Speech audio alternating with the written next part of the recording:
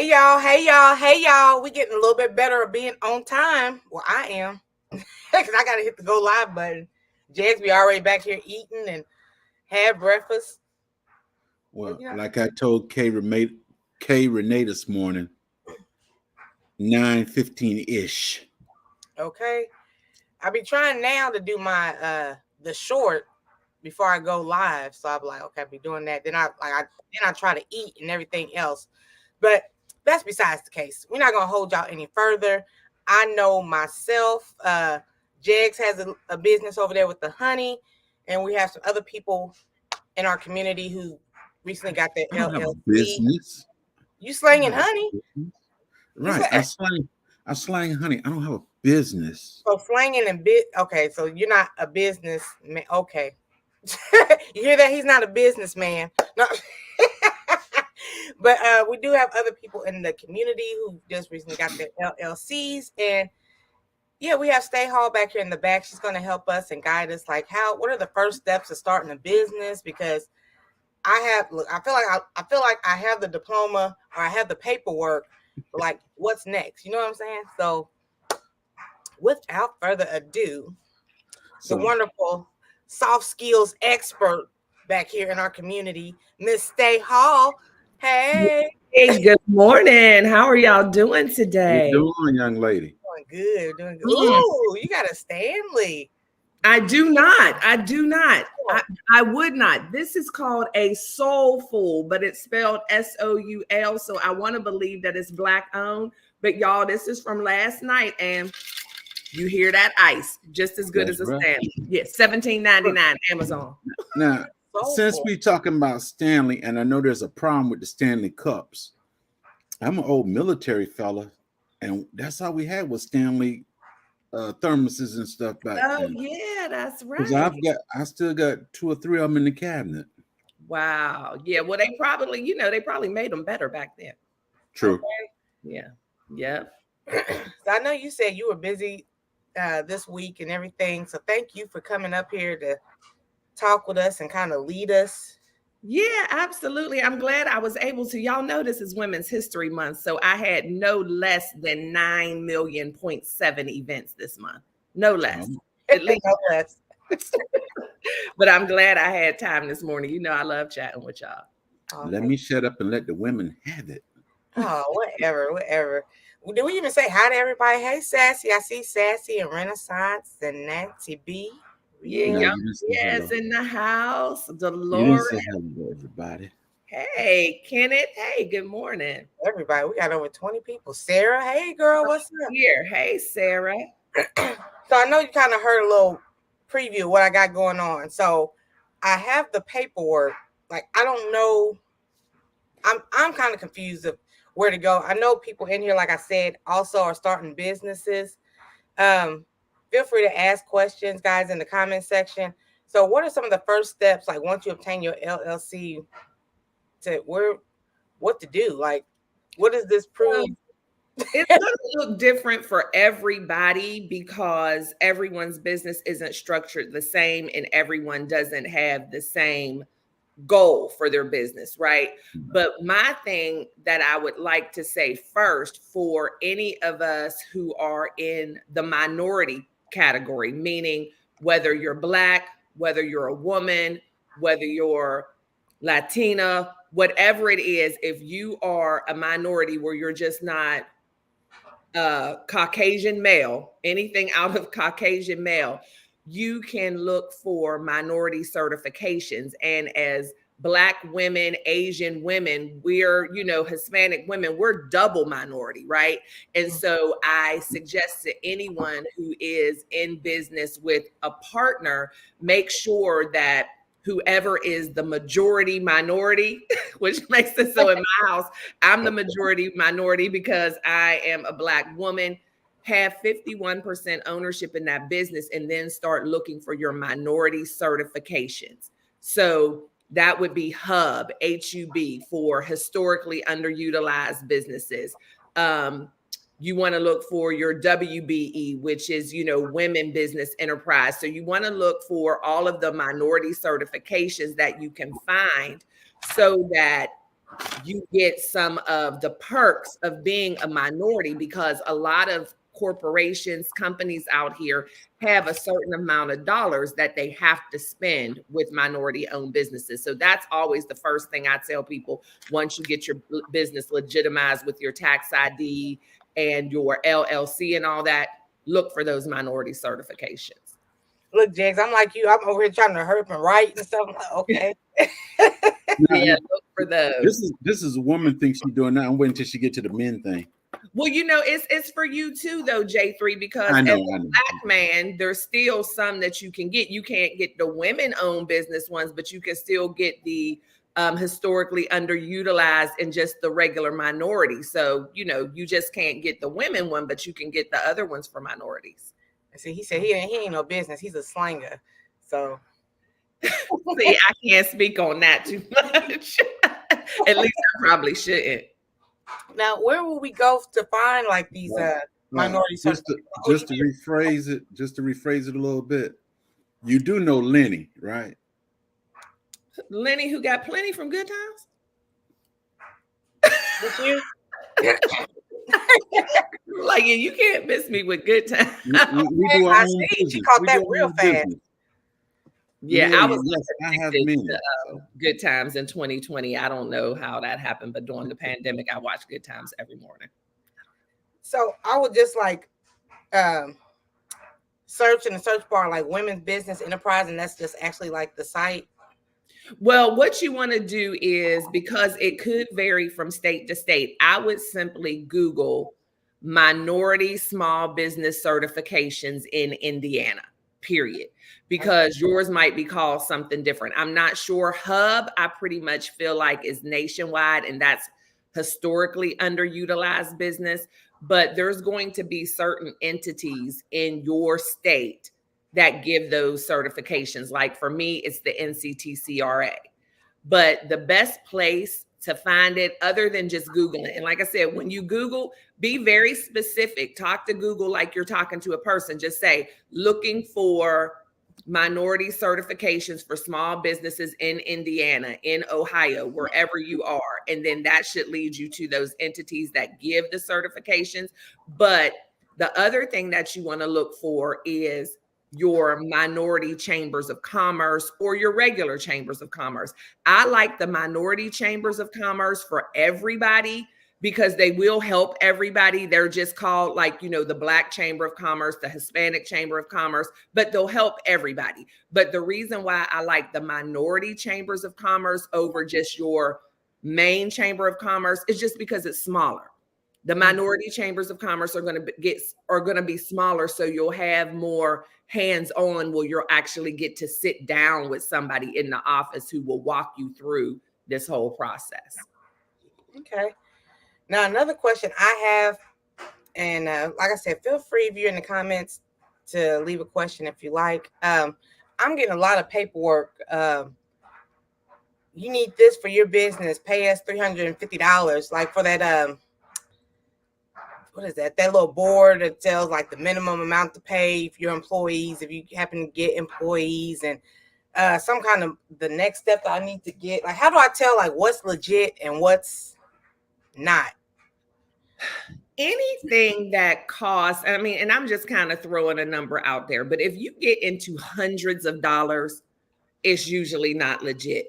Okay. Most of this stuff is going to be free or minimal cost when it is something that is being provided to you through the IRS or through the city or the state or whatever.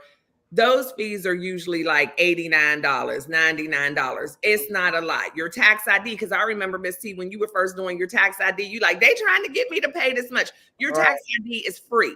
You do not have to pay for a tax ID, but you have to go directly through the IRS in order for it to be free. These companies are just charging you to do it for you. And so they're charging you a fee for their work. But again, going to your Chamber of Commerce, and I know I'm going to say that a lot, but the Chamber of Commerce is a huge resource for small businesses. And guess what? 99% of what they do is going to be free. And they will sit there, they'll counsel you, they'll help you. And you don't have to be a member. They're going to want you to be a member, which that fee is small too, but they're going to help you whether you're a member or not. Okay. Thank you so much, because I keep getting all this mail in my P.O. box. You need this for your business. Please give us $499. Do what? Yeah, people What will are try you? to scam you and all that through regular mail, just like they do in email. And so a lot of this stuff is what is called public business. So once you start a business, you legitimize it, you get your LLC, you're going to go into a database where anybody can see State Hall started a business. And so those companies are just going to prey on that. It's just like if you get a speeding ticket, all of a sudden you're getting letters from all these attorneys who want to represent you, because it goes into this database and any and everybody can get the information. And certain companies or attorneys or whatever, they pay a monthly fee for those lists to be sent to them so that they can send out this information. But if it's not coming directly from the state, directly from the IRS, then you're not necessarily that it's fraudulent, but it's just someone trying to get you to pay them to do what you could have done for free. Okay. Thank you. You're welcome. Let me see. So I already have my LLC. Mm-hmm. I know, like, some people, Almost Homesteading with Jen, and some other people are about to start their business. Do you like recommend like some prep before starting a business, like things to, like a checklist or anything? Yeah, well, the first thing that you're going to want to do is get your tax ID number, and you just go to irs.gov and they have a search bar up there and just put in tax ID. That's like the easiest thing. It's free, and you're going to need that to do anything else with your business. Then you're going to want to make a decision on what type of business you want to open. Most of us normally go towards LLC. That's the most common, but LLC might not be for you. You might need to be incorporated. Like, for instance, I have an LLC for iSalt, which is my soft skills company, but then we also have a nonprofit division of that company as well, which is an incorporation. So you have to be really clear on what it is that you want to do with your business. And then you want to start going down that road of figuring out what paperwork you need for that specific business. And where you're going to find most of that information is going to be at your Secretary of State website. So whatever state you're in, just look up your Secretary of State website, and it will have a lot of information about the different types of business entities. Once you make that decision, then you start that process. And another thing that you can do once you get your tax ID number is, get your business name, which you would also, make sure that it's not taken through your Secretary of State, because you're going to need to open a business bank account. Like, there's certain things that anybody has to do. You have to have a tax ID. You have to have a business bank account. So those are some of the things that I know are going to be true for anyone who wants a legitimate business. So I would just start with those things. Okay. So you said you got to go to the Internal Revenue and get this stuff done. But what about if you're not paying taxes? Well, if you're not paying taxes, it just depends. They'll still give you a tax ID number, but you just have to worry about moving forward if you are owed a refund, because a lot of times in the first few years of a business, most people have a loss. And so you may be able to get a refund, but if you owe taxes, then the government is going to keep that refund. Okay. Let me see. So that's why it's always good to talk to a good CPA. I know they have all the H&R blocks out there, Liberty Taxes. That's fine when you're not dealing with a whole lot of property and businesses and things like that. But once you start getting where you're into a business, there's different ways you need to file your taxes. So I always suggest as someone, you don't want to go to a tax professional, because that's just basically data entry. You want to go to you want to go to a CPA and at least have a consultation on how, because you don't want to mess up on filing your taxes. Either way, you don't want to owe, and you also don't want to mess up on possibly getting a refund, because again, you can have a lot of loss in the beginning of your business. And it may not even look like loss to you, because you may be making money, but you have to think about how much money you have spent to get the business up and running. And a lot of those things are write-offs, and CPAs can help you with that. And start that from the first year. Some people think, oh, it's not that big of a deal, I didn't make that much money, but a CPA can get you right. And you don't want to have to navigate all of that on your own if you were ever to be audited. Okay. So I gotta find a CPA. That's my next step. Is that what you're telling me? Yeah, if you already have your LLC, which means you have your bank account, all that kind of stuff, you want to find your CPA, because there's other things that go along with taxes. Like some people with businesses, they pay their taxes or do their taxes quarterly. It's not the regular by April 15th or whatever. And so a CPA is going to let you know and help you figure out what's going to be best for you. Are you going to be a quarterly tax filer? Are you going to be yearly? Are you going to file a Schedule C? Or you know, like a CPA is going to let you know, based on what you've done and how you have your business structured, this is what is going to keep you on track for taxes. And it doesn't necessarily mean paying all the time. I am the queen of, when I am starting a new venture, I am vetting people. I'm not paying anybody for anything until we can have a conversation. So if you won't give me at least a 20 to 30 minute free consultation, I already know off the bat I'm not doing business with you. So these people are going to be working for you. So just like at a regular job, you want to interview them. You want to have your questions and feel confident. So you might talk to 2 or 3 CPAs or 2 or 3 business attorneys, whatever it is that you need, before you find the person that's the perfect fit for you as far as how much they charge and how knowledgeable they are. So yeah, don't be afraid to call people and say, look, I'm just looking for a complimentary consultation, and use the word complimentary. They like that better than free. So just complimentary makes them feel like they're doing you a favor, and just say, hey, do you offer consultation? I'm a new business owner. I'm trying to make sure I have everything structured correctly. Can we do a quick Zoom or jump on a call and, you know, ask your questions? Okay, thank you. So I'll be doing that as well. Chocolate Drop said, Miss T, what's your name of your business? I don't have a name. Like I'm the brand. Like I have the merch. I've been recently asked to do public speaking, like my journey, what made me want to go into YouTube and all that stuff. And I'm going to speak in front of a small audience. So I guess I'm going to be doing public speaking here in the future. Traveling. Oh, speaking of traveling, so I've been doing I call it work related, because I went live with it for YouTube and stuff. So someone told me I can use like my gas receipts and stuff for all the traveling I'm going to be doing and things like that, to turn those in as well.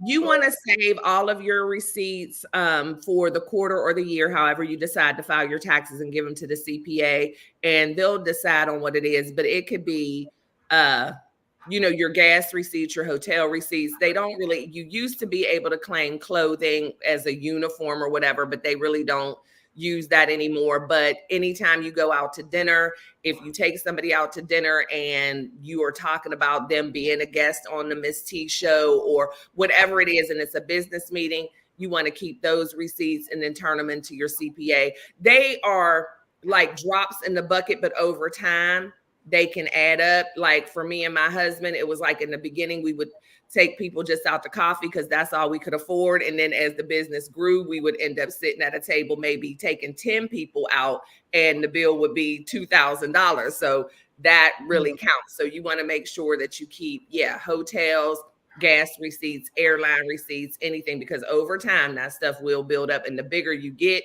the more people you're going to be paying for. And so you want to be reimbursed. They better order coffee and a donut, $2,000. But the thing is, it depends on who it is, because when you're going, I'll pay $2,000 if what comes out of it, I can end up making 20. I'll pay that all day. So it's just that when you're starting to go after contracts and things like that, but even in the beginning, if it's just coffee, keep it, because you do. And it's just a way for you to track as well, how much am I spending versus what I'm making, because that is what differentiates your business into a business, a profitable business, and a hobby, because you always want to be making more than you're spending. I mean, especially after the first couple of years. The first year or so, don't worry about it, because you may be buying computers, cameras, a car, even some people for business, and they get them wrapped. So in the first couple of years, your expenses may be more, but as you move forward, you really want to keep track, because you don't want to be spending more than you're making. Okay, gotcha. So almost understand what Jenny says. Is there anything specific we need to look for in a CPA? For me, what I would say is you definitely don't want the type of CPA who's just like, oh, just send me in your paperwork and I'll do everything and let you know what it is. You want a CPA who is willing to have the conversations, go through your tax return with you line by line. You definitely want a CPA that specializes in small business and is aware of all of the different types of, because see, the IRS changes things all the time. And sometimes there are certain things that the IRS is doing for entrepreneurs, and there might be certain things that you want to make sure that you're taking advantage of. So you just want to make sure that the CPA is knowledgeable. So ask them, is the IRS giving any, of course, the word escapes me now, but for lack of a better word, any bonuses this year for small businesses, things like that. And just the fact that they're willing to talk to you and ask those questions. And most importantly, they specialize in small businesses. Right. Hopefully that answered your question, not your Kemp. And yeah, right now I'm just chocolate drop Miss T with the T LLC. Boom. Guess who stepped in? Yeah, so that's the name of your business is Miss T with the T, because you had to have something on your paperwork. So just like, for a part of my business is Stay Hall. I am the brand. Mm-hmm. And eventually, I want to write a book about the store. I'm going out and I'm starting to venture out locally about, it is possible. Even though we see on YouTube a lot of 20 and young whippersnappers, us in our 40s, we can still create content. 50s. Okay. Yes. Yeah, we talked about that a lot last night on my live. Yeah, we can do it. And we're growing. I'm seeing more and more people who I can relate to popping up on my screen. And I love that. That's awesome. I love when I see that too. Yeah. Have all those receipts, hotels, gas, etc. Yes, because like me, I would say Simply Sarah. Sarah's Happy Highs is here, but she's an hour away. But I go over there and we do videos about the bees and everything. Tampa's Creek is here. Everybody's like further out. And like I'm just driving and driving.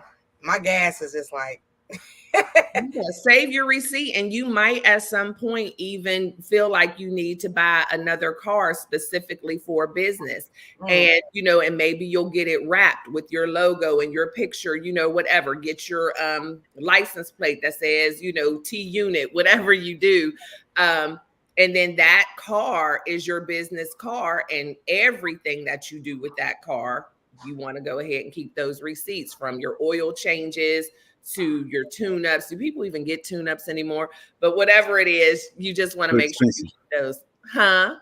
Too expensive to get tune-up. Yeah, I don't know. I the last time I even went to check for a tune-up, it was years ago, and I was driving a Lincoln Navigator, and I just thought, I just want to make sure I take care of this car. And I was a single mom, so I would take it in all the time. And they told me that I needed to get my spark plugs changed, and it was going to be $300 because every spark plug was made of glass. And if they broke one, I still had to pay. I don't know. But needless to say, I didn't even get it. But the Navigator still ran for years to come. So. Okay. Yeah, that does make sense, because my aunt, she has a business. Well, she had a business. She retired from the business or whatnot. But she used to have a car that she would have just for, it was actually one of those vans. I forgot, one of the white vans, and she had the name of the company on the side of it. And what else did she do? That was just the company's car. She would do all the traveling and picking up stuff, and and then she had her little nice car for herself. Right. And I'm really considering that, just because, and I really don't need a car for my business, but I want one of those new Broncos that look like a Jeep, or either one of those Jeeps that kind of look like a pickup truck, and I don't need it at all. So I'm convincing Wallace that it would be good for me to have for my business car. But he knows now that you just said it. I know, because he's right in his office and probably watching. So, yeah. I do need me a beach I'm not even paying attention to the chat. I'm really acting like a guest. I'm like, I'm not even. Chocolate Drop wants to know about how to start to write a business plan. Okay, so a business plan is exactly that. You can start off very small with just almost a journal type of thing, where you want to start your business, you want a mission for your business, you want a vision for your business, and then you want to start dealing with the financial. So your mission and your vision is just, what do you want to accomplish with your business? And your vision is kind of like casting out, almost like a vision board, where you see your business in certain amount of years or months, whatever it looks like for you, because all of us have a different bandwidth of how far we want to cast our vision out to kind of keep us grounded. And then after that, you want to look at the financials of it. How much money do you have saved now to start your business? What are the things that you need? And how much money you think you'll be able to make, you want to think of how much you're going to charge, whether it's products or services. But again, another great resource is the Chamber of Commerce. I know y'all are going to think like, oh my God, if this woman says Chambers of Commerce one more time, but I'm telling you, and it's not just because I sit on the board for the Chamber of Commerce here. I sit on the board for the Chamber of Commerce because I believe in the work that they do. And so if I didn't believe in them, I would have never accepted that opportunity. But when I tell you it is a wealth of knowledge and resources, they have, and I think y'all have heard me talk about before, the Chambers of Commerce will get connected with different financial institutions in your area. Right now, I'm working on one with Prosperity Bank. Prosperity Bank is allowing us to put out applications to our members and small business owners to be a part of what they call a pitch contest. The pitch contest is you are going to need to commit to coming into a classroom type of setting for maybe 8 Saturdays in a row for 4 hours. But over those 8 Saturdays for 4 hours, they're going to bring somebody in to teach you how to write your business plan. They're going to teach you how to structure your business. You're going to get top tier professionals in every possible category for you as a business owner. And then at the end of it, you're going to stand up, present your business, the things that you learn. And the best part about it is a couple of people will walk out with thousands of dollars of free money to go towards their business. And when I say free, I mean, you don't have to pay it back. It's a grant. They will give you a revolving line of credit. They'll give you a business credit card, the things to get you started. And the way you find out about programs like this are through your Chambers of Commerce. Okay. Woo woo. Woo woo. Yeah, it can put you in It's your good. business. It is good, young lady. Thank you. Yeah, there's a lot out there, and there's a lot of different kind of funding as well. Yeah, you're right, Nikki. A good CPA, a CPA period, can make or break you. A good one can definitely get you, because they know, as long as you find a good one, they'll let you know exactly how to structure your business and your numbers. She also said a business plan is a document that details a company's goals and how it plans to achieve them. Exactly. It's like a vision board for your company. Okay. Where you are, what you have, and where you want to be, and how long you think it'll take you to get there. Hey, Amanda, thank you for tuning in. Miss Janet wants to know what is actually in the Chamber of Commerce. So the Chamber of Commerce is a resource for small businesses. And so what the Chamber of Commerce does is it advocates for small businesses to make sure that we're not left out of the loop when big things are going on. So for instance, say there is a new shopping center going up in your area, and there are some small contractors and people in construction who are small businesses. Maybe it's only a business with 10 employees, but then you have these huge contractors and construction companies with tens of thousands of employees and all this money who just want to swoop in and they're going to do the work. Well, the Chambers of Commerce are going to be the ones to advocate to say, well, we have these small businesses in our area who we feel can also do the job. And so they're going to be your voice. And so they're out there looking for resources and ways that the mom and pops and small businesses are included and able to thrive, so that all of these big Fortune 500 companies don't just take all of the business. And sometimes we're going to have to work in conjunction with some of those businesses, but at least we have a seat at the table. And that's what the Chamber of Commerce does, on top of doing things like having pitch contests, bringing in financial institutions to talk to small businesses about how to open account, how to build business credit. Because that's another thing you want to start doing as a small business, is building your business credit, which is attached to but different than your personal credit. And that's what your EIN number is for. And so you want to start opening up credit accounts and bank accounts with that business credit, so that if, God forbid, something were ever to happen, you don't have to worry about losing everything that you have personally because the business has its own credit. Okay. See, everybody's saying hello. Oh, Mr. Wallace.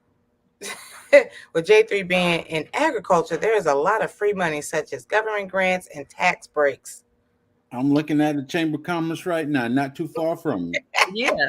And like I said, the big Chamber of Commerce is great. But if you can find in your city where they have a minority Chamber of Commerce, whether it's the Black Chamber of Commerce, Hispanic Chamber of Commerce, whatever it is, they could have an agricultural Chamber of Commerce, but the smaller, the better, because you can get that one-on-one time with board members like me or the president, or, like for us, we have somebody who is just in charge of membership. We have somebody who is just in charge of, the building of the businesses and looking for contracts for you, somebody in charge of membership, and you can get more face time with those type of people with the smaller, but start with the big chamber as well, because it's a lot of resources. Okay, we got right a couple across the street from my bank. Oh, look at that, right around the corner. Yeah. Chocolate drop. I guess with the people in your bank too. I'm sorry, Miss T. What were you gonna say? No, I was just gonna read the next comment, but you can answer, Jags, if you want. No. I was just saying it's very important to build relationships with the people in our bank as well. I know we are in a very digital world where we can do everything on our phones. We can even deposit checks on our phones and whatever. And in your day-to-day personal life, maybe that's fine. Unless you're trying to make a big purchase like buy a house or get a loan from the bank for a car or home improvements. But as a business owner, you're always going to be dealing with the bank, and you want to have a relationship. You want to identify, first of all, what bank is going to be best for you. And for you new business owners, or even if you've been in business for a while and you might want to switch banks, look for those things that come in the mail that are offering you the free $450 if you open an account. That stuff is real, and that's free money. There may be some stipulations where you have to have at least $1,500 in the account and use your debit card 10 times in 1 month, but we do that anyway. Don't leave that money on the table.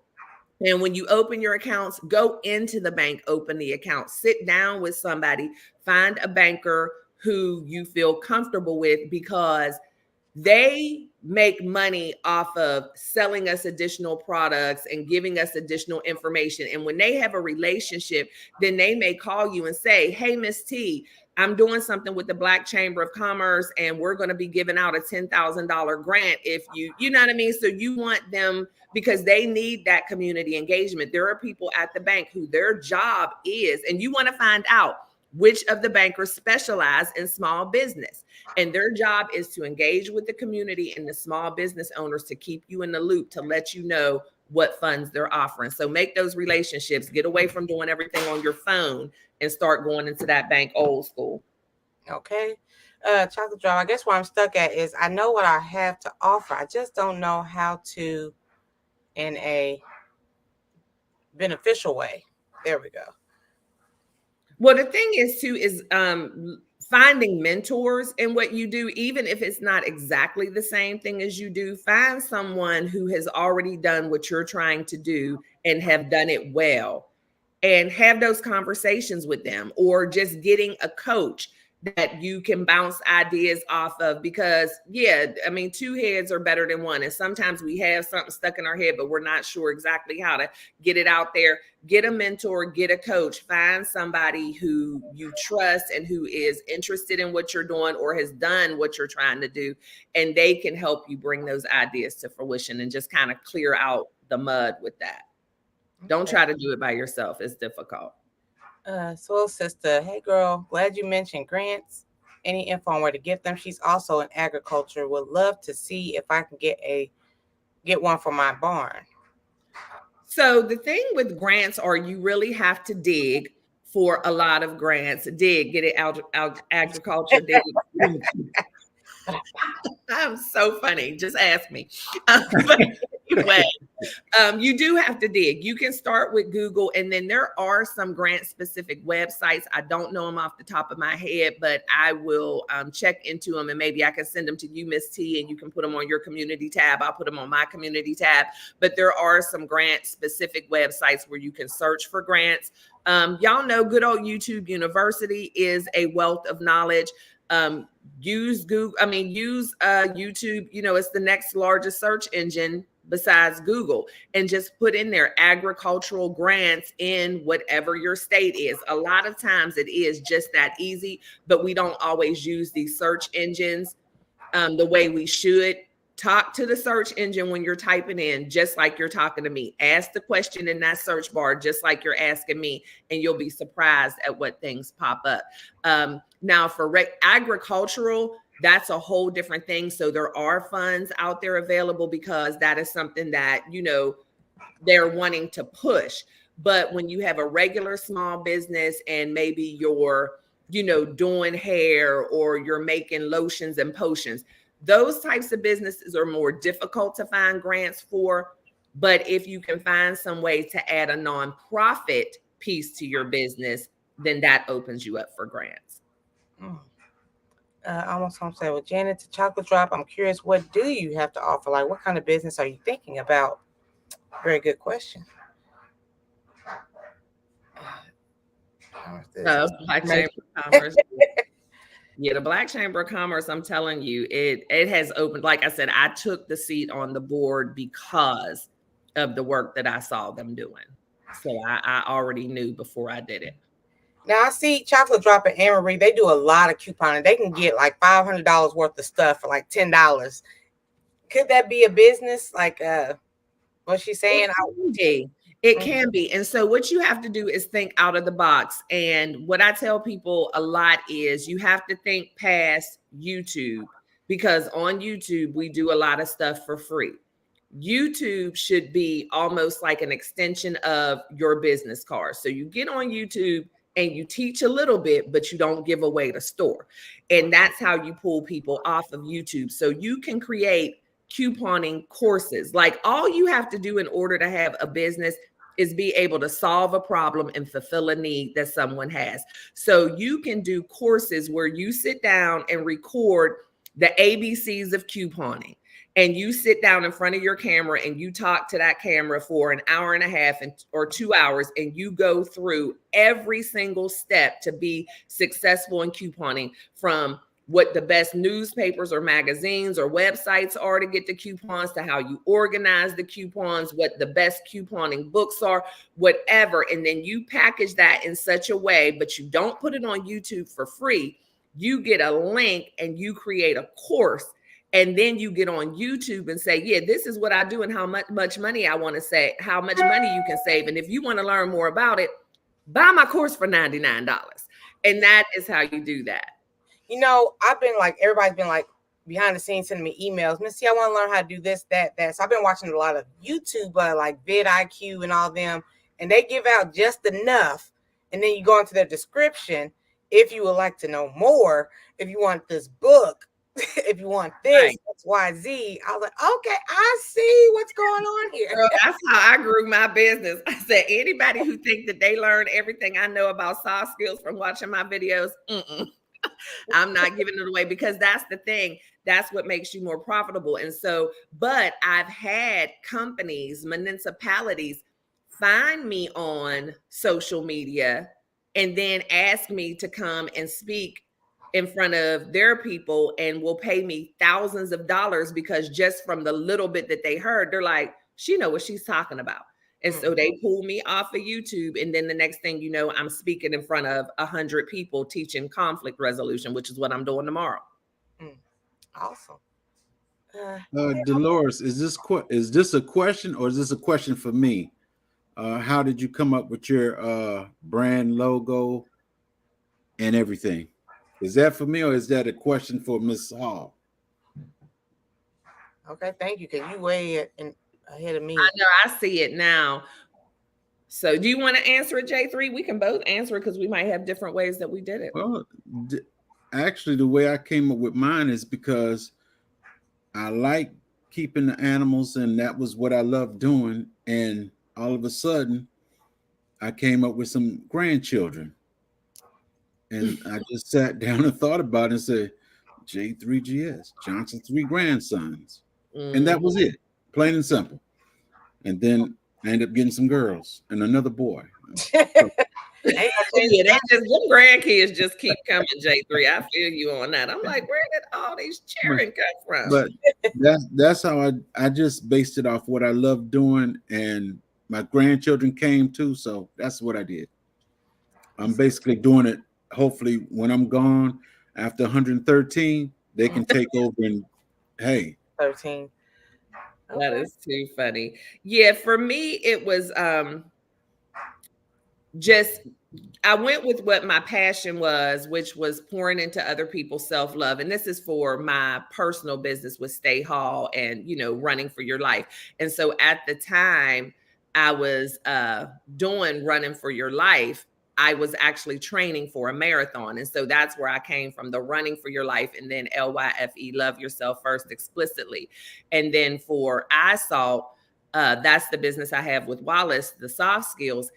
Wallace just kept saying, as we were starting the business, he was like, keep hearing God telling me, we are the salt of the earth. We are the salt of the earth. He said, I don't know what that has to do with anything, but I need you to come up with a name that includes that. And so then I came up with iSalt, which is Institute for Success and Leadership Training. So it's different ways. And then your colors, you just want to, there's a lot of things like Canva is really good with helping you with your branding colors. So I had my favorite color, which is Tiffany blue, but I knew I couldn't just use Tiffany blue. So I just started looking at different palettes of what colors went together and what popped. And so sometimes we do have to step outside of ourselves too, and not just think about what we like, but what other people might like, and incorporate that. Because one thing, once you get your logo, your brand colors and things, you want to be consistent with that across the board in everything you do, so that people will start to recognize you, because people know me now by the Tiffany blue and different things. And so they know, like, when people get me gifts a lot, because they see me, I walk around with this stuff all the time. That's my color. If y'all see the accents in my house, the chair I'm sitting in, that's my color. And so people know me by that color now. Okay. Almost home with Janet said she's starting her business and freaking out a little bit. She starts in about 5 weeks. Freaking out is good. That's okay. That's right where you're supposed to be. You can host a class on StreamYard. The link would only be given to those who paid for the class. Yep, absolutely. Yes. That's how I started my first classes, on Zoom. My first courses were on Zoom, and I did it was called So You Want to Write a Book. And so I just walked people through the steps, because it was so difficult for me when I wrote my first book to find anybody to help me. And so I had to learn everything by myself. And then I just decided I was not going to let that happen to anybody else who asked me. And so I did a course, and people paid $199 for that course for me to give them just the basics of how to write and self-publish a book. People will pay for knowledge. Like I said, the only thing you have to ask yourself when you start a business is, are you solving a problem and fulfilling a need? If the answer is yes, you got a business. I mean, there are people out here making millions of dollars now just going to people's houses and scooping the poop from their backyard from their dogs, because the people don't want to do it. I need to figure out a logo. I don't have a logo or anything like that. I'm glad, because I've been debating if I should give. What's that above your head right there? Well, above my head, what I see on my screen is 50 plus people watching. No. On your wall. Yeah, it's her picture, but not exactly a logo. It's not a logo. Oh. Yeah, somebody made that for me. Only displays a part of what I do. This was so helpful. Thanks, says Dolores. Good, I'm glad. And y'all know another great resource, and for you too, Miss T, is Fiverr. It's Fiverr. There's 2 V's in there, I believe. Fiverr.com. There are a lot of freelance people on there who will do just about anything that you need for your business branding wise, and they will do it. It's called Fiverr because a lot of them you can pay just $5 and get it done. But the most I've ever paid for anything on Fiverr is $100, and they will write your theme songs. They will help you create a logo, and all you do is feed them all the information. Like, this is like the guy who did my theme song, The Whole Living Life with Stay. He just went on YouTube and watched a few of my videos, asked me what I was passionate about. He had that song to me in less than a week. And I paid like $40 for that song. And so if you find somebody with logos, tell them what your favorite colors are, give them the links to look at your social media. And most of them will give you like 3 or 4 different things to choose from. And boom, you have a logo. So, and it's very inexpensive to work with people on Fiverr. Okay. Okay. Tiny Twist Resins. I want to start a business, but really don't know how to start.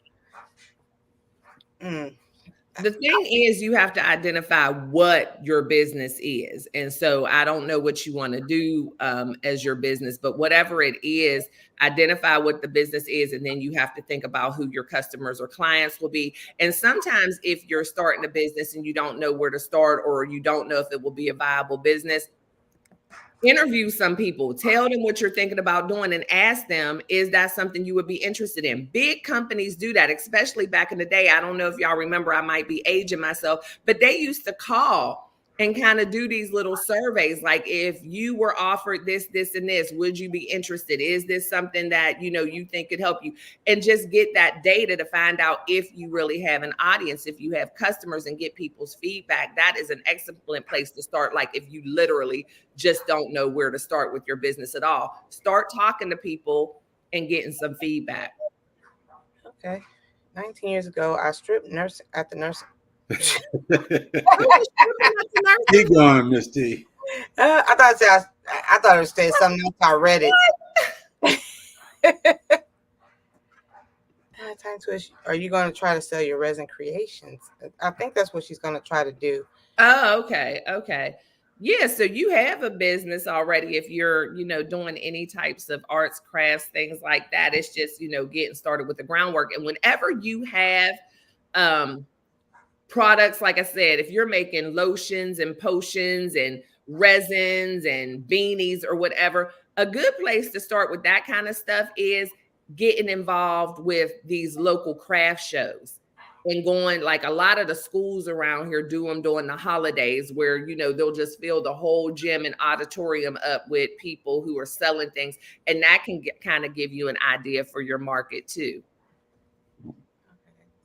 What you're passionately about. Yeah, make sure you're passionate about what you want to start a business with, because it's going to be your business. It's going to be your life. Yeah, don't do anything just for money. And I know that from experience. I had a tax business for 11 years, and I did it because I needed the money, right? I found myself a single mom out the clear blue. I was getting divorced, and, you know, I had been a stay-at-home mom for a while. And so the opportunity was presented to me, and I made the money and I did what I needed to do, but I was miserable. I was miserable. It was worse than going to a regular job. It was my own business, and I was still miserable. Dang, you did it for 11 years. Brazilian Dad said Upwork works well also. Upwork is good as well. Yeah, there's a lot of resources out there. There's a lot of them. And again, you can just Google that type of thing, like freelance, you know, and just find out which ones are out there that can do what you need. Hey, living out loud. So valuable. What about copyright and logo access? Yeah, so anything you do, you want to make sure that you have it copyright. I mean, the poor man's copyright is still a thing. Mail it to yourself, you know, that still works. But you can get on things like LegalZoom and do your copyrights that way. And again, it's not super expensive, but make sure that you copyright every single thing that you do, because people will steal your work. So you definitely want to do that, but it's not really expensive. But something like LegalZoom, and again, the Chambers of Commerce, they help with that as well. And you might be able to even get some information like that from your local banker. Jigs, are your notes as filled up as mine are? No. I keep it simple and to the point. Let me see. That's how I started this, helping people with starting their business or updating their established business. But I never thought about freelancing or freelance. Yeah, it's a thing. And something else too, you want to kind of make sure. I am a huge proponent for multiple streams of income. I never want to have to rely on my money from coming from just one place. But when I say multiple streams of income, I don't mean starting 10 different businesses, because that's sometimes what people think. It's like, oh yeah, I got multiple streams. I do Mary Kay, then I do hair on the side. I wash cars on Saturday. Ain't nobody got time for that. Okay. I want multiple streams of income based off of what I do naturally. Like, so for me, my multiple streams of income come from, I do soft skills training, and corporations and cities and municipalities hire me to do that. But I also do one-on-one coaching that I get paid for separately from individuals, but it's still the same kind of thing. Then I also do speaking engagements where maybe I'm not actually coaching or training. I'm just coming to give a motivational speech, a transformational speech. That's another stream of income. And then I write books. You know, it's all the different things that I do, but I'm still doing the same thing. I'm not reinventing the wheel, but I'm expanding my business and doing some different things. And I have an announcement that's going to be coming up soon. I was thinking about announcing it this morning, but I don't know. We're going to see how the spirit move me. But I do have another business venture. But again, everything that I do is never going to be like, well, what is she? Is she a painter or is she a truck driver? No, it's always going to be in that same frame, but I'm branching out. So, because guess what? If I don't get any one-on-one clients, I still have my contract with the city. And if I don't have my contract with the city, then I still have my books that are making money, but I'm still doing the same thing. So you have to extend yourself and think of whatever you're doing. And so if it's doing crafts and resin, another way to branch out would still be doing those, but teaching classes to teach other people how to do it. So just think of how you can keep expanding your business without having to focus on 9 million different things. So we were all out the loop. Tiny Twist Resin, she said she wants to go all in with helping men and children, helping them bond with their children, like women and children. Okay. Oh, I like that. I love that. And see, and that would be a great way.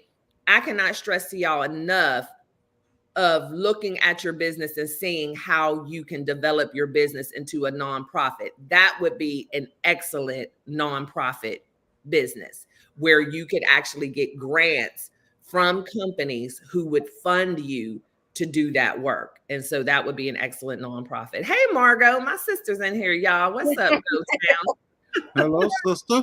Hey, sister. We almost got 60 people in here, which is awesome. Thank you, guys. Almost Homesteading with Janet wants to know about poor man's copyright.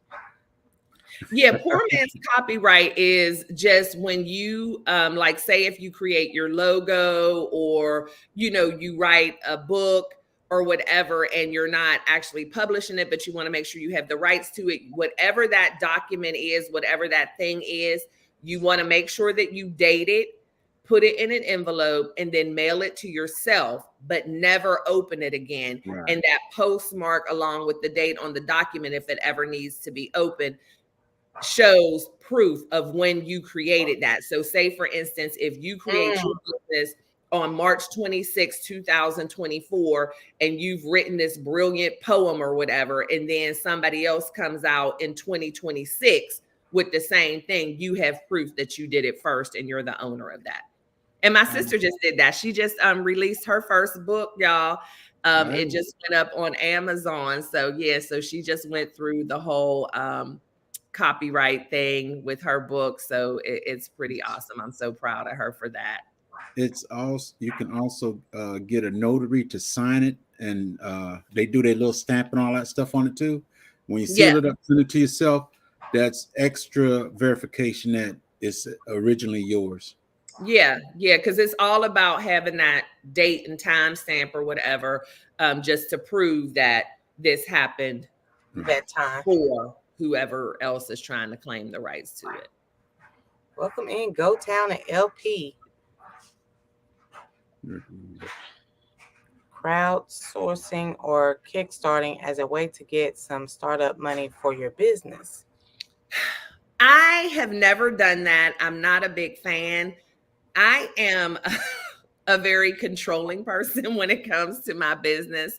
I've never used investors or anything. I can't say that I'm against it. It's just that you really want to do your research and see and make sure that you are trusting the people that you are getting funds from, and make sure that you have a solid plan to make sure that they'll be getting their money back.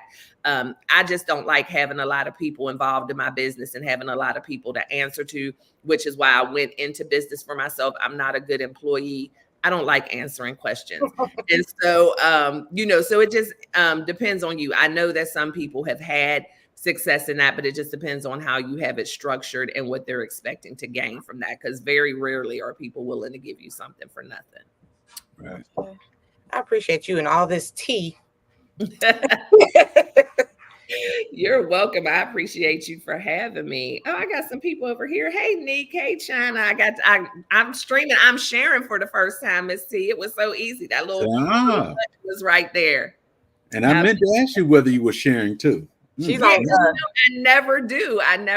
But I did today. I saw the button up there. I said, okay. Yeah. So it's on YouTube and Facebook. Yes. It gave me choices to pick too. So I was like, okay, let me see if I could do this. Copyright's very dependent on states. The poor man's copyright. Okay. Yeah, I always tell everybody whenever you're doing something, especially like when you're getting the information from me, I only know a couple of states, and Texas is the only one that I know very well. But I also know that Texas is different than a lot of other states. So I always say my information is going to be probably 80% useful to everybody as far as these are the basics. But the 20% with the details, you have to figure out what is state specific for you as well. So always do that extra due diligence.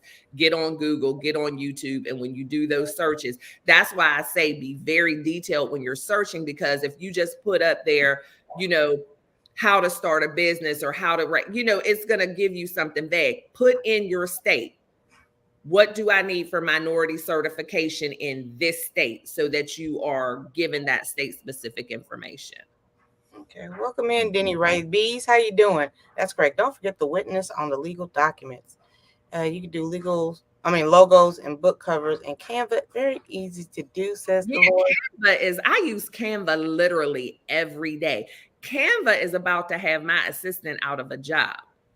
Canva is like, if I can do it, y'all know how I am. If I can do it, anybody can do it. I've created my one sheet on Canva. I created my media kit. And those are other things that I suggest y'all do. Like if you're wanting to work with brands and different things like that, even though we are even though we are no longer employed, we still need to have some kind of resume. And so for us content creators, that resume is a one sheet and a media kit. If you don't have a one sheet and a media kit, then I suggest you look into doing that today, because that's going to be what you need to show brands and different companies what you have to offer. Okay. We are caught up. One sheet. I guess to ask about the poor man's copyright again. Miss Janet. Oh, no, a one sheet. I was saying that we all need to have our one sheets together, which is like a resume for speakers and authors and content creators, as well as a media kit. Those are just kind of like I said, a resume. I wish I knew. Is this present thing? Is that what you do to share your screen? You see? Okay, let me see. Because I have. All right, let me see. I'm going to try to do this. Y'all bear with me for a second. Present. Share. Canva kit. Okay, so. Okay, what are your thoughts on sending out PR kits to companies? Whenever you get done with it, yeah. Do you mean sending PR kits to companies or them sending it to you? Because I don't want to send it. It just depends. If you want to just send samples of something to try to do business with them, that's fine. But I don't usually start out with anything like that. Like I want companies sending PR kits to me, but I wouldn't do a whole lot of that. You want to be really careful and already have a conversation before you just send something. Let me see. Can y'all see my screen? I see it. Bam. Okay.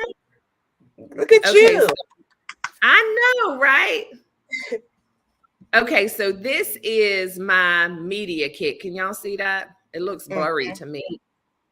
So my media kit, it just kind of, you want some bold pictures of yourself. And then what it shows is my different social media. So it says I'm Stay Hall, and it just gives a quick little blurb about me. And then it shows what my services are, gives all of my contact information. But the most important is showing how many subscribers and followers you have on different social media. And this is what you can send out to different companies. So like right now I'm working with Dossier Perfumes to do a brand deal with them.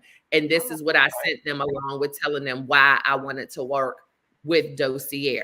And so it's just kind of like a resume, but it has your social media information. And this is what a lot of brands are going to want to look at when they, are deciding whether or not they want to work with you.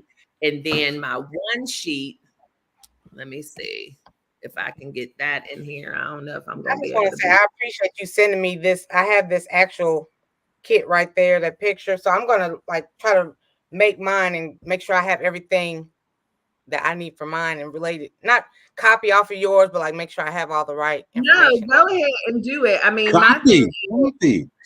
That's why I do it. And then my one sheet, this is what I use for speaking engagements. Like whenever they ask me for my bio or whatever it is, this is what I give them. And I think you may have this too, Miss T. And this more speaks towards, it's not about my social media as much as it's just about me and what I do, what different awards I've gotten, who I'm affiliated with, the different topics that I speak on. And so these are the kind of things that you can send out. When I first got started, I literally mailed one of these out to every church, every school, and every women's organization in Dallas, Fort Worth. And I got a lot of people calling me. This is how I got the offer to do the TED Talk and different things like that. I just kind of sent this out there, and it just introduces them to you. And then you put all of your contact information. So this is a one sheet, and the other one was a media kit. Okay. Does Fiverr offer media kits? Yes, absolutely. Yeah. Look, I'm back. Look at me being all tech savvy. I know. Right? So yeah, Fiverr offers. You're about to lose your secretary. I'm telling you. And so yeah, my very first one I had done on Fiverr, and I paid, $20, and then I ended up getting Canva. And so those two I showed you, I actually made those. Can y'all believe that? So like I said, if I can do it, you can do it. Canva is awesome. It's so user friendly. Okay. I'm gonna go ahead and dip my big toe in this Fiverr that you keep recommending me. Girl, Fiverr can do everything. Like if you're writing a book, my book covers were designed on Fiverr. My books were formatted on Fiverr. It's just, I believe anything that I can pay somebody else to do, that's what I'm going to do. And so you can find everything on Fiverr. Fiverr even now. And so I have recently sent my media kit in one sheet to Fiverr because I'm trying to collaborate and work for Fiverr, because now they're offering coaching on Fiverr, where you can go on Fiverr and find a coach like me. But say you can't afford or don't want to pay for a whole 6-week program, you can go on Fiverr and just pay to speak 1 hour with a coach. So y'all know I'm all over that. So I'm working with them now to be a coach on Fiverr, where people can hire me and just talk to me for an hour about some things. Like that would be something good for me. I think Chocolate Drop was talking about some things. She might want to do that. And then the young lady who does the resin designs, like anybody who's unsure and maybe doesn't want to take a deep dive into one-on-one coaching, go on Fiverr and find a coach. Okay. See, I know Miss Stay Hall has been telling me forever about Fiverr. Like I've been hearing that forever, but I've in my head, I've been like, I could do this. I know how to do this. I don't need to hire anybody. But now I tell you, it's getting real. It's like, yes, there's a lot going on in a lot of different angles. So, and the thing is, as small business owners, right? Our business is our baby, and we don't think anybody knows our business like we do. And sometimes we stretch ourselves too thin trying to do all the things, and really we're hurting ourselves because we're missing opportunities. So I started early on paying people to do stuff. because I just didn't feel like I had the mental bandwidth to learn anything else. And I had no desire to be a graphics designer and all those different things, but it also allowed me to be out and about. That's another thing I want to talk to y'all about real quick. We talked about the chambers of commerce, but y'all need to get on Eventbrite and find out what networking events. Yeah, well, I'm here for you, Chocolate Drop. I'm here for you. But find out what networking events. Again, we're so used to being on these screens, but there are like actual people outside who are interested in what you want to do. So find out what networking events are going on in your area and just go out there and start meeting and greeting people. You never know what opportunities are out there. Just start chitting and chatting and telling people what you do. But the networking events are awesome. Okay. And it's so cute. Yeah, and it is so cute. I love it. Stay Hall be helping me behind the scenes and don't even know it. She be like, when the first time I asked you to come on the show and you sent all the media kit and everything, I was like, oh, this is nice, and I still have it. So yeah, and then all this knowledge here, I'm on my like third page. Girl, good. And I don't mind if anybody you do not have to reinvent the wheel. Take mine and just tweak it to do what you got to do. Yeah, that's what we're here for. It takes a village. I say that all the time. Networking means talking to people without a screen. Yes, it does. It does. And it can be a little daunting at first if you're not used to it. But I have gotten so many opportunities and met some awesome people. I built my relationship with the actual mayor from doing networking events and then getting to talk to her about what I do. And she's like, oh my gosh, we need you at the city. And things happen. And now here I am speaking and going to the city for things on a regular basis. And I would have never had that interface and time with her. And again, from being involved in the Chamber of Commerce, I'm telling y'all, Chamber of Commerce, networking, get out there and meet the people, because still the best way to grow and do business is that old fashioned way, getting out there, shaking hands and making connections. See, I don't have a problem with talking to people outside in public. Like I promote my channel all the time because it's my baby. So I'm like, hey, my thing is professional speaking. You know what I'm saying? Like, I don't want to go up into a group of people and just be like, you know what I'm saying, girl? And not, the way I would talk in the streets. But like, no, I don't want you to think too much on that, Miss T. Right. And I have some clients who have worried about that as well. But think about it. Whenever you're not going to be able to just walk in a room and start speaking to people, right? If you're coming into the room, it's because someone has invited you to be there, right? And if they've invited you to be there, then that means they've seen you somewhere else on here, whatever. And so that's who they want. They don't want you to see you and you're like this, and then you get up there and say, hello, everyone. They're like, well, that's not who we saw. They want your energy. Would you recommend like me to combine both, like kind of tone it down a little bit, or just come up here like, Martin, what's up? What's up? You want to be yourself, because that's who they've invited to the room. Be yourself. Now we can all use some public speaking training where it just helps us with the flow of what we talk about. That's the most important thing. You don't want to get there and just start rambling and being all off topic. So you may need some coaching and training in how to actually structure, because most of the time when you come somewhere, they're going to give you a specific time that they want you to talk. And so you want to make sure not only that you don't go over, people don't like when you go way under either. If they've hired you and they're paying you to talk for 45 minutes, they don't want you up there and off in 15 minutes. So those are the kind of things that you might need structure with, coaching with actually structuring what you're going to talk about and staying on topic and making sure you fill up the right amount of time. Okay. But your personality is your personality. I mean, that's what people are bringing you in for. There was something about your personality that made them feel like you were a good fit.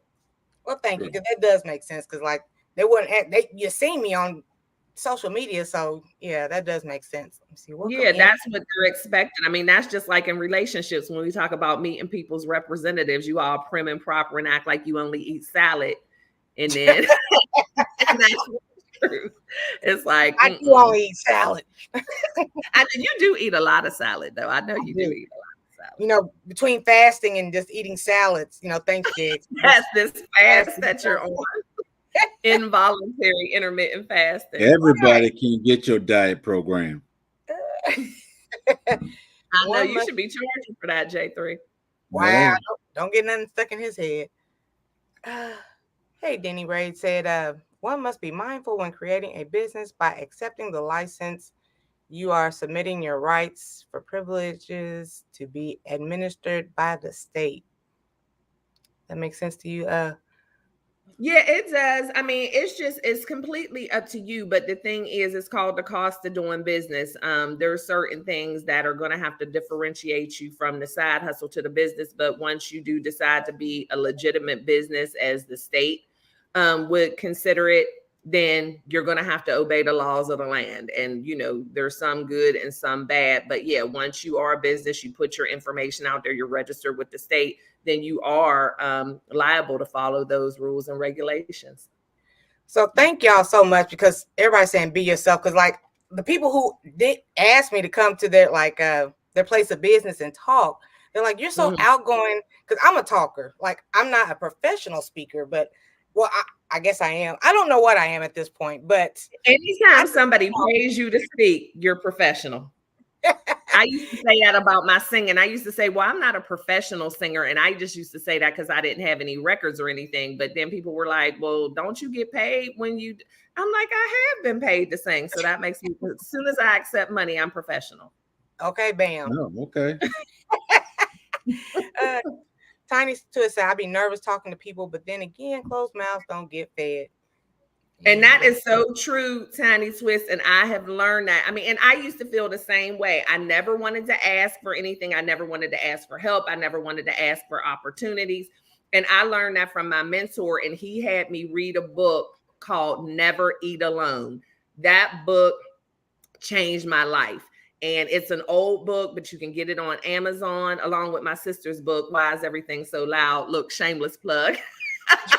But it's called Never Eat Alone. And it just talks about the art of networking and how every single person you speak to could be that missing link to your next opportunity. You never know who you're talking to. Even people who you think you really know, like friends and family or whatever. Sometimes we don't know that other part of people's lives. And so the worst that you can hear is a no, but every no is getting you one step closer to that yes. So I definitely recommend that book, Never Eat Alone. I'm telling you, it changed my whole mindset. And all it made me realize is how many opportunities I had missed from keeping my mouth shut. Now, yeah, I'll ask and talk and explain with everybody. I'm always want to know, when can you do coffee? My channel is me. I'm in a niche. Say that to yourself 3 times a day. Okay. Yeah. Yep. And that's the thing too, those affirmations, that healthy self-talk. And I'm telling you, with that couponing, another thing that you could do, Chocolate Drop, is reach out to the local PTAs, those PTA moms, stay-at-home moms.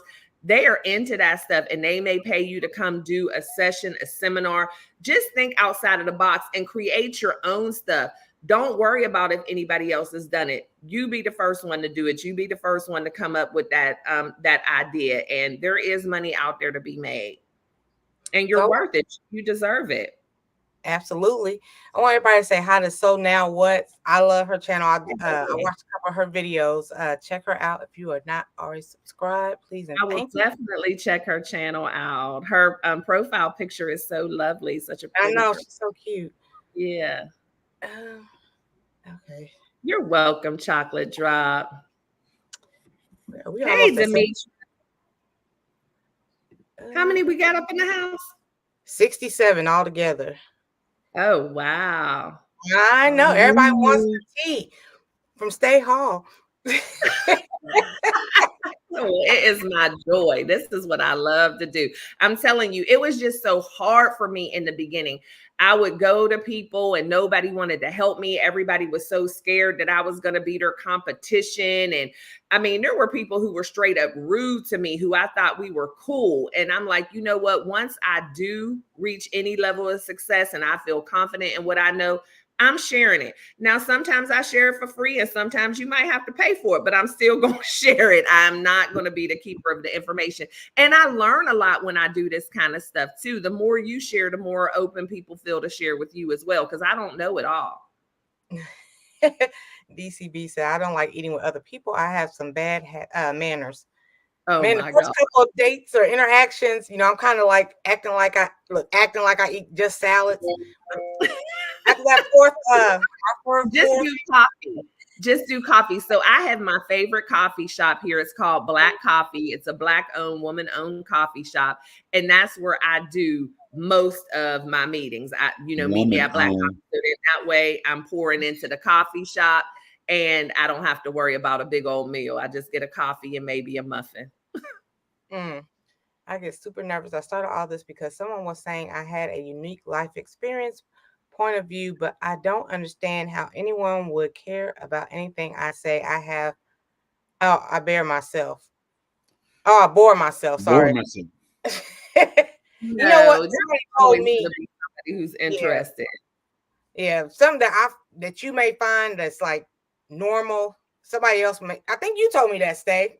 When I start doing vlogs, you know. It was you. People will watch you do anything, and I watch too. So yeah, you might think it's boring, but that's what vlogs are all about. People like to see other people's lives and be able to relate. So they want to know that there's other boring people out there, so to speak. You know, everything isn't about the glitz and glam. Yeah, Demetra, she said yes, Black Coffee. Yeah, Black Coffee, that is my spot. And then I saw somebody, I think it was Frugal Mama, put in there, Who Moved My Cheese. That's another great book. I'm telling you. I mean, this business stuff, it's about having the passion and the know-how and all that stuff. Hey, Trish, but you also want to be educated, so get your mentor, read your books. Like I said, those old school grassroots things, they still work. They still work. We got 755 on her alternate channel. Just kidding, painting for kids. Right. I think that's why. Doing 755? Let me see. What do you say, Jen? Let me scoot this up. I think that's why you really have to have a passion for what you are doing your business about, because I can talk to people, about herbs for hours, even with severe social anxiety. Yeah, that's the thing. Yeah, even if you have social anxiety, you're shy. But if your topic comes up, it's like, yep, I'm on. It's a whole new ball game. Right. Yep, absolutely. Let me see. Okay, you talking about that Who Moved the Cheese?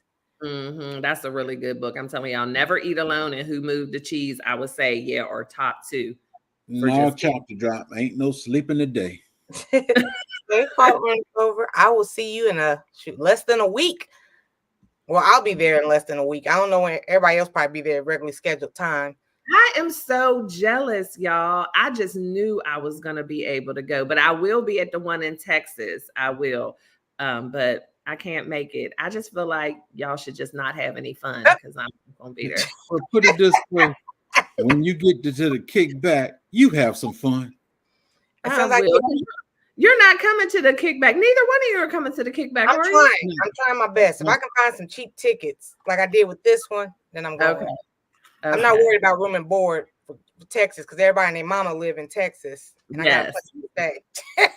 I'm about to say I'm a kickback support. Let me see if I can't find this on the desk. I'm not going, but I'm a kickback supporter. Oh, yes, you have your patches. Yeah, those are nice too. Those are nice. But I'm definitely going to try to make it to Savannah next year, just no more in advance so I can have that room on my calendar. We'll be here waiting on you, girl. We'll be here waiting on you. Yeah. Chocolate Drop did a short on the pink pineapple. Make sure you bring Wallace too. I will. I don't go nowhere without him. I guess I didn't think of that. Oh, I gotta look at that. A short on the pink pineapple. I've never had the pink pineapple. But people will watch you do anything. They will. I've sat there and watched people organize their refrigerator in their pantry. And I'm like, and I can't say I didn't learn anything because, I'm like, oh, I need to get one of those little containers. Like, I didn't even know about all them little containers for the refrigerator. Just saying hi to Oh, you got everybody. your notepad, Sandra. Good. Let's see who else. But I'm telling y'all, there is money out here. There are opportunities out here. Just you got to think outside of the box and just keep yourself educated and connected. That's the number one thing, is the connection. Build the connections, and people will be able to help you navigate all this stuff. You don't have to do it by yourself. Let me see. I can't not talk about bees. Yeah, Sarah is like really into the bees, like really, really. And it's awesome. I need to get some honey from Sarah. I just used J3's honey last night in my tea before I went to bed. Yeah, there are on the bacon. Don't say nothing else. Don't say nothing. Leave it alone. Don't. Nobody needs to know nothing else after you done had that honey and went to bed. Nobody need to know nothing.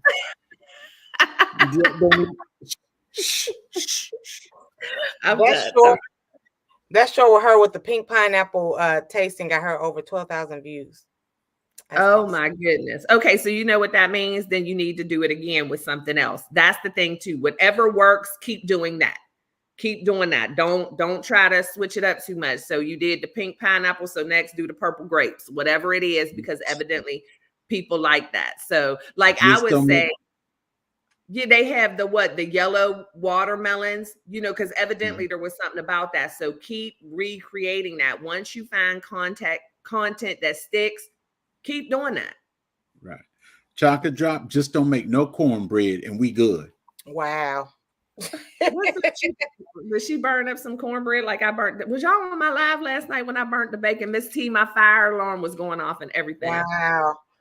Yeah, now I was watching you live last night, but on the back side of it, I think I sat right here and kind of nodded out. You done fell asleep. I was tired. After I get finished with Miss T, and I stayed on a little longer yesterday to watch Almost Homesteading. Mm-hmm. And after that, I went outside and I was exhausted when I came back in. Oh, that sun got you, huh? Yeah, no, I burnt the work is what got me. Live TV. Okay. I just emailed chocolate drop before I forget. Yeah, she did burn the cornbread. That is funny. I figured that might have been it when he said just don't make no cornbread. Yeah. She was talking trash and ended up burning the cornbread. That is too funny. Let me see. Hey, lawn lifters, bacon. We ate it though. It wasn't burnt. It was crisp. Wallace called it Cajun because that bacon, we ate it. We put it right on top of the steak. I was making loaded steaks last night. And I was trying to cook. Fire alarm going off and everything. Okay. I was and then Wallace was in there. I'm like, if I can smell the bacon, why he can't smell the bacon? So I had to call him on the live. I'm like, Wallace, come get the bacon. Then the alarm, that's fine. Because I was trying to cook while I was on the live so we wouldn't be eating so late. Oh, yeah, Nikki was on there. I'm going to have a talk with Wallace. Now, if the wife is on live taking care of business, all right, brothers, y'all can get in the kitchen and do a little bit of cooking until they finish. Say it again for the people up front. Yeah. I'm going to say it again, brothers. My wife, she gets a relief on Thursday and Friday. She get a relief. She don't have to cook. She got to cook, but she don't have to cook on them days. That's my day of cooking. Right.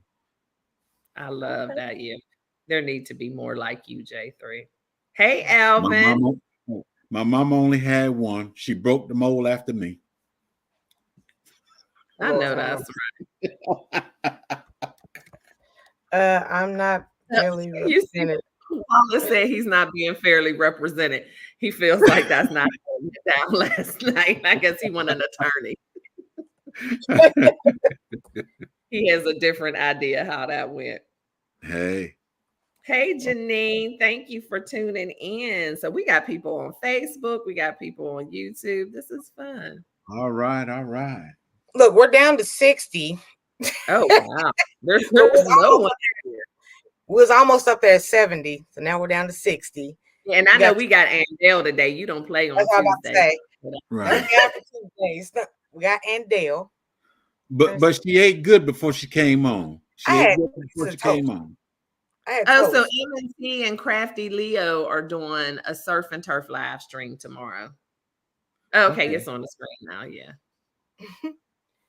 Let's see. Is anybody going live today so we can let Almost Homesteading with Janet, our TV Guide channel, know or Well, y'all know premiere? I'll be live tonight, 7 Central. I'm still in March Madness. 7 Central for Stacy 7 Central. But Bam it with Arthur Butler 7 p.m. tonight, Eastern time. Hey, brother-in-law, thank you for tuning in. Cornbread now. Thanks, guys.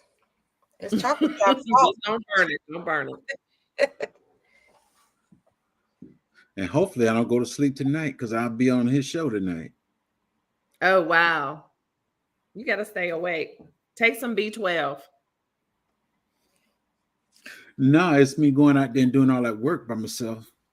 I know.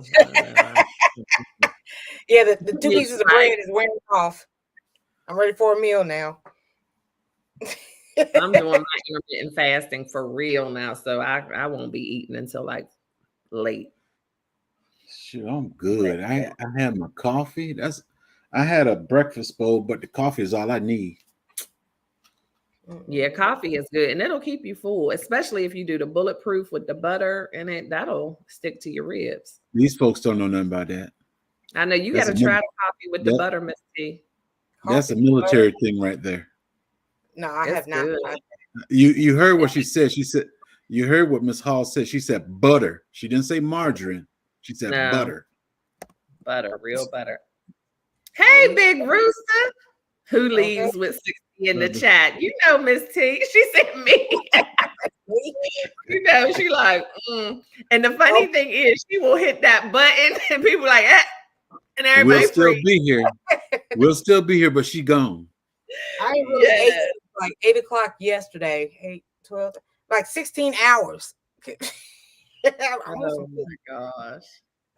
I've always believed that the true mark of love is putting that person's needs and desires before your own. Okay. You're right.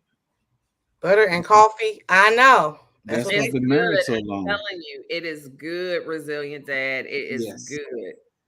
Because the butter melts. You taste a little of the butter, but it's just like that nuttiness of it and the creamy, like, I don't know. I can't explain. You just got to try it. Stay home. Congratulations on getting your first pause. I'm speaking military wise. Yeah, because she says that nutty, that pause. But as it was coming out my mouth, I'm like, no, that's not going to go over well with this crew. And I thought I had made it, but you got me. Congratulations. Military wise, black coffee with butter, you really don't have to eat because that actually kind of fills you, and that butter keeps you going. So yeah, it satiates you. That's what I'm getting ready to have as soon as I get off here with y'all, because I won't eat. I'm only eating 1 meal a day now, so I won't eat until after the live. But that coffee, it'll hold me until tonight. Fresh and Fire, like, yeah, caught that one too. I had a good track record. Yeah, you did. Yeah, you were good till the end. We gotta try it, DC. We gotta try. We can't knock it till we try it. And especially if you have like a frother. So I make my coffee and then I put like a tablespoon of butter in there and my, sweetener or whatever. And then I just kind of mix it up with my frother. And so then you get that nice foam on the top. It's really good. It is. But don't use margarine. Use butter. No, it's be real butter. I love Kerrygold Irish butter. It's really good. Hello to meditation. How you doing, Paradise? We have to do one time. Every time Scott comes in, we gotta if you go to his live streams, this is how you're gonna be greeted. And especially if you say Miss T with the T or Jeg sent you. Oh my God! Everybody stop what you're doing. Somebody drop the link. Everybody go to that channel right now. I love it. Y'all gotta link with my brother or my sister. They're outstanding supporters. I think I'm subscribed to Scott, but I haven't been in a live. It's good to go. He just changed and put Scott on the front, but it used to be Old Fart Gaming. Yeah. Yes. So So I'm definitely subscribed. Yep. I just haven't been to the live. Welcome that carries in, Scott. What's up? Yeah. Whenever you're feeling down and you're having a bad day, go over there and they just, hey, yeah, okay. I love that. It's such an awesome community. Welcome in. Thanks for the super chat. Oh, Gwee's making it rain. Wait a minute. Oh yeah. You ain't lying, sis. For your super chats. Okay, I need something. He putting in for his dinner, so whenever you get down here, when you get down here, you can make those on Canva. Make what? The little commercial or breakthrough for whenever somebody gives a super chat. Okay, I need to do something. I'm so far behind. I'm ahead of the game, but I'm behind the game. It's definitely time to holler at Fiverr. Miss Kirkland, how you doing? No cream, just coffee and butter. No, I put a little cream in mine just for flavor because I like the Irish cream, but I just put like a drop.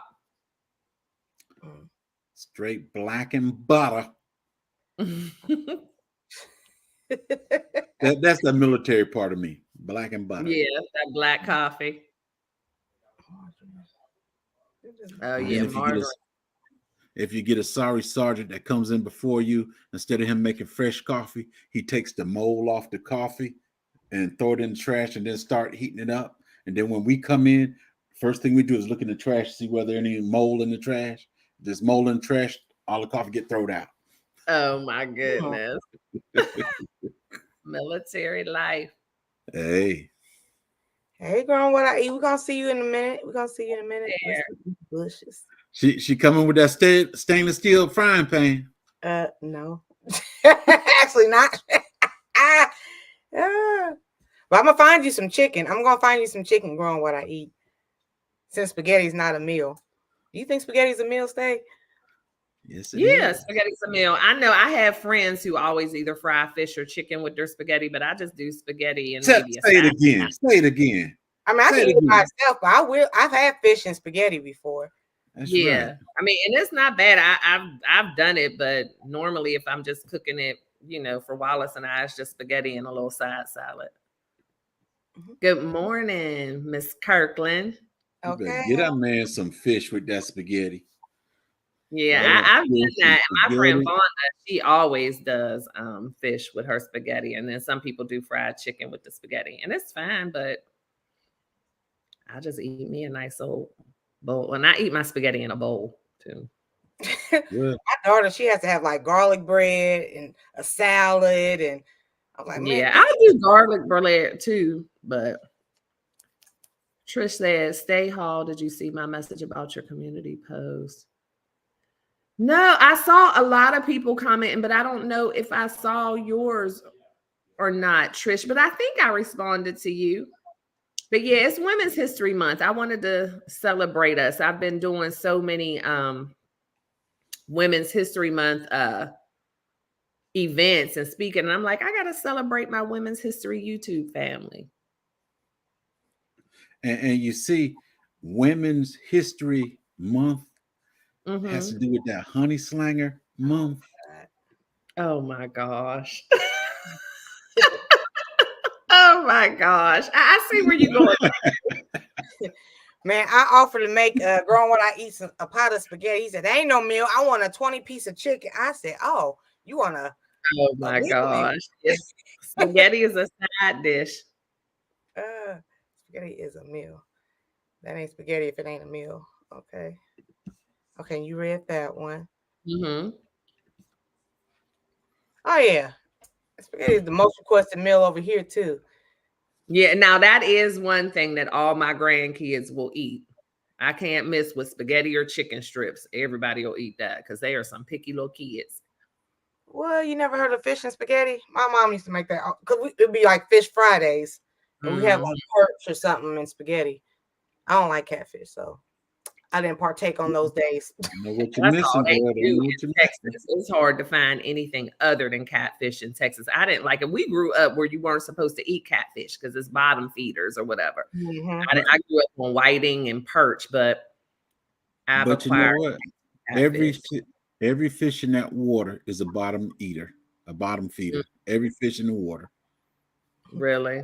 Yeah. Yeah, I ain't know. If there's something dead in there, another fish is gonna eat it. Ugh. Oh. But yeah, I guess that's just animals in general, huh? Right. Okay. Yes, fish and spaghetti. So do y'all put sugar in your spaghetti? Look, I'm opening up a whole nother can. Just a pinch. Just a pinch. Okay. That's due for the acid in the tomatoes. Exactly. Yeah, I do just a pinch, but not enough to make it taste sweet though. Right. DCB's, the fish is separate. You fry the fish and then the spaghetti. They're not in there with the spaghetti. It's like a side dish, both on the plate. Oh, guess what? My youngest son is going to be 22 tomorrow. Isn't that crazy? My baby is 22. How did that happen? I'm only 22, but my oldest is like 33. So you said how that happened? You ain't figured that one out yet? Mm-mm. Nope. But hey, he got that honey slinger month. Hey, he good. Man, I was just telling my daughter, she's about to be 18. I was like, you fully legal. Like, I got an adult. I know. Oh, Amanda said it's not spaghetti if you don't put at least a dash of sugar. Yeah. Right. You got to put a dash of sugar in it. With spaghetti. Now, I love crab meat. I've never tried. Now, I have had like, not spaghetti, but like the seafood pasta, but it's usually with a white sauce. Right. Bashketti, like call it. Y'all sound like Stace know how to cook. Oh yeah, I cook like every day. I love to cook. Now I did bad when we first got back from Hawaii. It kind of took me a week or so to get back into it. You hear that, Wallace? She loved to cook, but she burnt the bacon. I did. I got to get my timing better for trying to cook while I'm live. I think he's in there on a meeting on a Zoom call. I can hear him talking. Yes, it cuts the bitterness. Yes, it makes it smooth. Absolutely. Right. See, Miss Shirley, no. Don't knock it till you tried it, y'all. Riaz is old enough to be your son. Happy birthday to your son from Just Kidding. Thank you. Yeah, so quick. I'm like, oh my gosh, 22. I mean, and I just can't get over the youngest one. It's like, how is my baby 22? That's crazy. Rice and beans, I'm gonna say no as well on that just one. A dash for that too. Like it's like just like you put a little salt in some things that are really sweet, just to kind of balance it out. And you don't really taste the salt or the sugar. It just makes it more palatable. Right. Oh, really? Oh, wow. Soil sister. So we got twin kids. Soil sister, I know that's a boy. Lord have mercy. I love rice and beans. Always. I love rice in general. So what all do you have going on today, Miss Stay Hall? Well, I have a couple of one-on-one executive coaching clients today. And then, of course, I have my live at 7, but most of my day will be filled up with one-on-one coaching sessions. So the good thing about days like that, I don't have to leave the house because they're all going to be Zoom. The way I set up my coaching clients is if you're local, we do every other. So Zoom and then in person, we go back and forth. So just coaching today and then maybe a little bit of editing because I have a video that'll drop tomorrow because I started this Wegovy yesterday. So I'm going to do some content videos on my Wegovy journal. And that's the thing too for content creators. If you have anything going on in your life that you are okay with sharing and you've like been researching it on YouTube or whatever, create your own content. I've been seeing those Wegovy videos. They are blowing up. And a couple of the content creators that were taking like Wegovy, Ozempic, those kind of things, Oprah Winfrey had invited them and had them on her show and she found them on YouTube. So if you have stuff going on, just create some content about it and that'll help with your numbers. But yeah, that's what I got going on today. What about you, Miss T? I got a couple hours. I'm about to eat real quick before my daughter gets home. She has her prom dress, which is the end of April. No, yeah, 420 is. Look, they have prom on 420, but oh, wow. It's so gonna be lit. I know, right? I was like, out of all the days, 420. So we gotta get that altered. We come back here the 9th. So then, as soon as I get back from the Soil family, we got to get hair and nails and all that kind of stuff together, and then find a way to get to Texas. I know. I hope you are able to make it. But if not, I'll be in Savannah. And I am thinking about doing an event here in Dallas, Fort Worth and I'm not trying to discriminate, but y'all already know my whole thing is about people of a certain age. So I think I want to do some kind of event for content creators 40 and over. What do y'all think about that? Just a meet and greet for us more seasoned and old, because I think that our community is like very small. And I think it's good to be able to see like, okay, I'm not the only 50-year-old woman out here vlogging myself going to brunch. So I'm thinking about doing something like that for 2025. That would have been fun when I was in school. 420. Miss Hall, Country Hustle said, did you say your husband was a CPA? No, he's not a CPA. He was in banking for years. He was a VP at a bank for years, but he's not a CPA. We have a really good CPA though. Oh, I see young Riaz. I'm 22 years old. Okay, I just now saw that. Yep, he could be my child. Okay. Did anybody drop Andale's link so we can go over there? We got 3 minutes. Oh. I don't know what I want to eat. I want pasta. Some pasta. We keep talking about the spaghetti. I'm gonna give Miss Andela a little bit of time, and I'm gonna have to run. I got to go to Lowe's and get me some more wood and continue building my bee house. Oh, okay. You always out there in that yard? That's what's up. I want like a chicken Alfredo, but I want like all the peppers in it and stuff like that. Delicious. But I'm trying to save my coins because I'm gonna be eating out for like 7-8 days next week. So I know you're going to be there for a while. Yeah. Okay. And like I said, that's what happened to me. I love to cook, but we went to Hawaii and ate out every day. So then when I came home, I felt like I was still supposed to be eating out. So it took me a good week to get into cooking again. Oh, Amanda said today for dinner is fried cabbage, carrot, stuffed pork chops, potato salad, and sweet. Girl, that's Sunday dinner. Okay. Homemade cornbread is the best. Just don't burn it. As long as you don't burn it. Hey, Miss Kirk. We are doing some salmon How you doing? Spinach souffle for dinner today. Oh, while we're talking about traveling and stuff, so me and my daughter, when we travel, when we go out to eat, we get 2 separate things. Like we find 2 different things that we like on the menu. Okay, you get this, you get that, and then we'll try both of them. Do you and Wallace do that? Okay. Yeah, we do it all the time, and we do it whether or not Wallace agrees to it. Ooh. Whenever he get, I'm eating some of it, whether he wants some of mine or not. Okay. But yeah, rarely do we get the same thing. Yeah, rarely. We always do that. Okay. I hate when we both want to get the same thing. She can't find nothing else. I'm like, there's nothing else that you want to try. We're going to end up eating the same thing. That doesn't happen to us very often. But what has happened before is we'll order 2 different things, and I don't like what I ordered at all. So I'll just switch plates. I don't like this. So you got he'll be looking at me like, what? Well, I like mine. Well, I don't like to share my food. You got to share. Sharing is caring. We shared, but after a certain while, you just stop sharing because you eat what I don't want, and I don't like that. And hey, that's how I just stopped asking altogether. I'm like, okay, so you got 3 strips. Let me go ahead and get one of those, please and thank you. Right. Right. No, that's how I am too.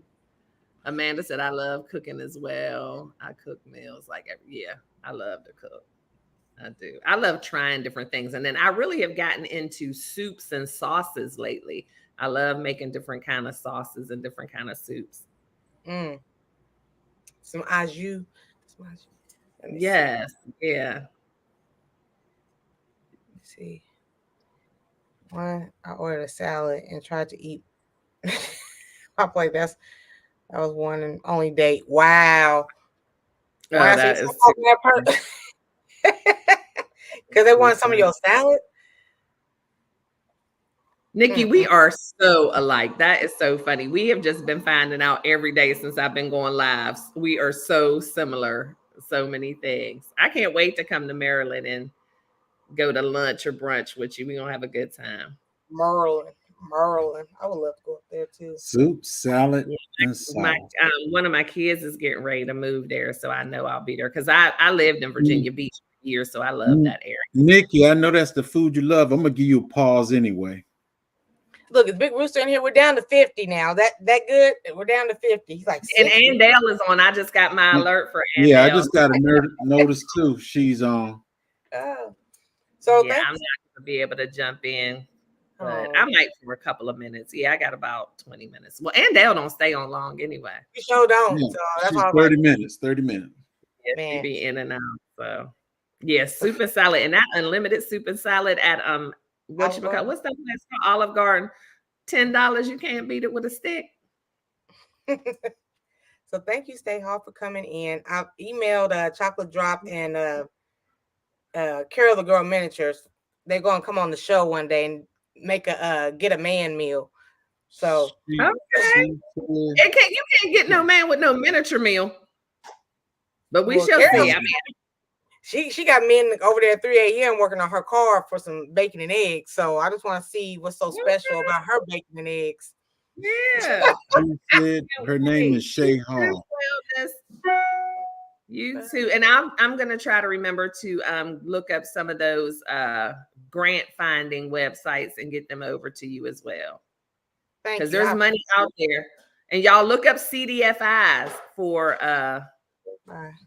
finance too. CDFI.